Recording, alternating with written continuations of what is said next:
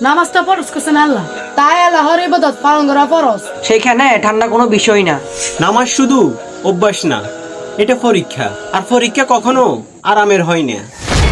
চুপ বেটা, বড়দের কথা শুন। গরমের মধ্যে তো ঠিক মতো যাও, তাতে তো কোনো সমস্যা হয় না। শীতের মধ্যে যেতে নিষেধ করছি, যাবি না শেষ।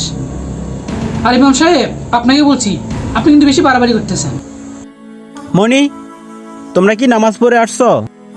আচ্ছা হুজুর, এই শীতে মসজিদে গিয়ে নামাজ পড়া কি ফরজ? ঘরে নামাজ হয় ঠিকই, কিন্তু আমার প্রশ্ন হলো, আপনি পারেন, তারপর আপনি যাচ্ছেন না কেন? আর দেখেন, এই ছোট ছোট বাচ্চারা, ওরা এই শীতের মধ্যেও নামাজ পড়তে যায়। আপনি কি ওদের থেকেও খারাপ হয়ে গেছেন?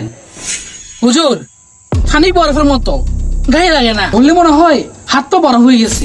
রাসূলুল্লাহ সাল্লাল্লাহু আলাইহি ওয়াসাল্লাম কষ্ট রোজুকে সবসময় ভালোবাসতেন, কারণ এতে ঈমানের সত্যতা প্রকাশ পায়।